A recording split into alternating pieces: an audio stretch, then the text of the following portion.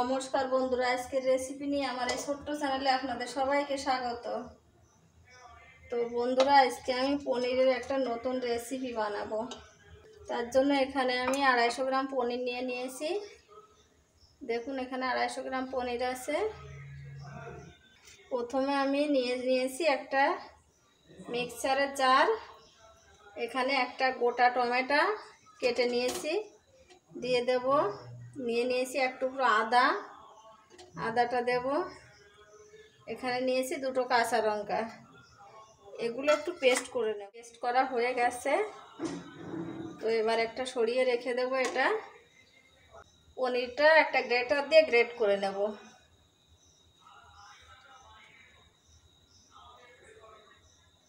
দেখুন, খুব সুন্দরভাবে পনিরটা গ্রেট করে নিচ্ছি।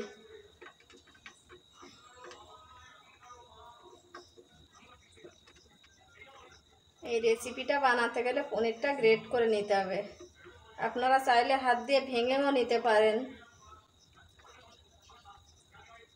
তো বন্ধুরা, আমার এই রেসিপিটা একটু স্কিপ না করে শুরু থেকে শেষ পর্যন্ত দেখবেন। ভিডিওটা দেখে যদি আপনাদের ভালো লাগে, একটা লাইক, কমেন্ট এবং শেয়ার করবেন।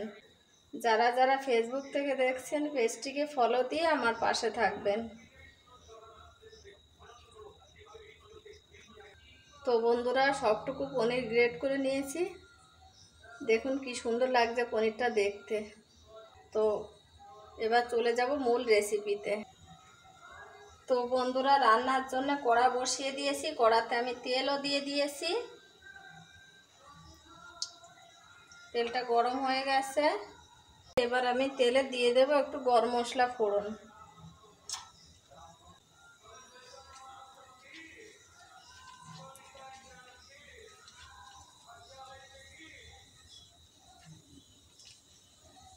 গরম মশলা ফোড়ন দিয়েছি।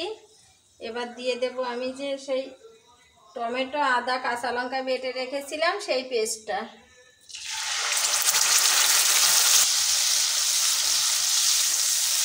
টমেটোর পেস্টটা দিয়ে একটু নাড়াচাড়া করে নেব।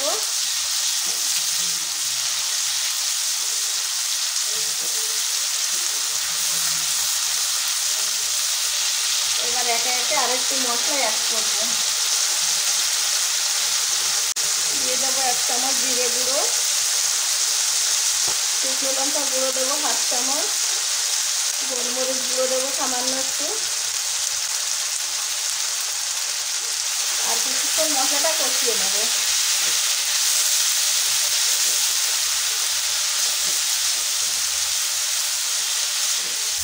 দেখুন, মশলা দিয়ে তেল ছেড়ে দিয়েছে। আমি কিন্তু এখানে রিফাইন তেল ব্যবহার করেছি। আপনারা চাইলে যে কোনো তেল দিয়ে রান্নাটা করতে পারেন। গ্যাসের আঁচটা একদম কমিয়ে দিতে হবে, নাহলে মশলাটা পুড়ে যাবে। তো এবার এখানে দিয়ে দেবো 1 চামচ বাটার।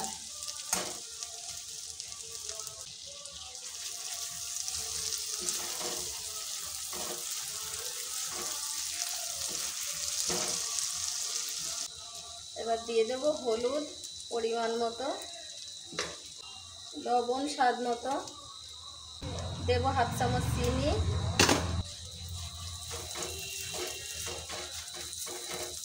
এবার দিয়ে দেব গ্রেট করে রাখা সেই পনির।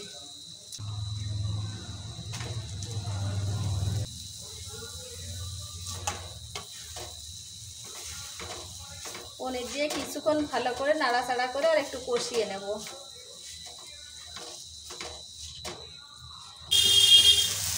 তো বন্ধুরা, দেখুন পনির থেকে তেল ছেড়ে দিয়েছে।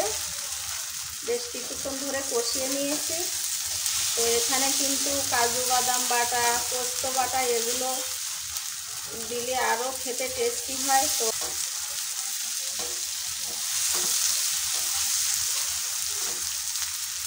তো এবার একটু জল দিয়ে দেব।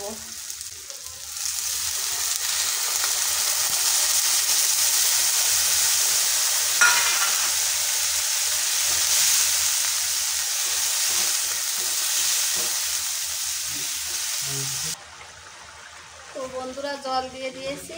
এবার ঢাকা দিয়ে আমি 2 থেকে 3 মিনিট একটু ফুটিয়ে নেব।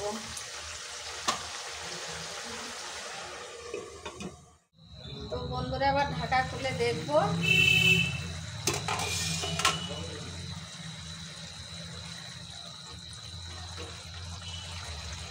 দেখুন কি দারুণ লাগছে দেখতে। তো এবার আমি আর 1 চামচ বাটার দিয়ে দেব।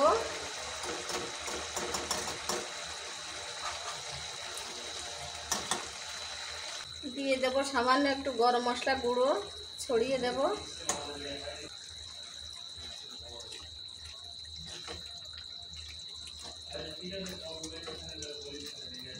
তো আমি আজকে রুটির সঙ্গে পনিরের রেসিপিটা পরিবেশন করব।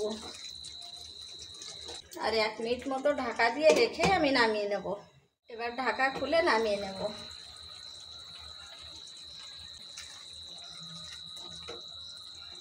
তো বন্ধুরা বাড়িতে গেস্ট এলে রুটি কিংবা লুচির সঙ্গে কিংবা পরোটার সঙ্গে এই রেসিপিটা একবার হলেও বানিয়ে নিজেরাও খেয়ে দেখবেন, বাড়িতে যে আসবে তাকেও দেবেন। এই রেসিপিটা একবার খেলে এই রেসিপির প্রেমে পড়ে যাবে। এবার নামিয়ে নিচ্ছি।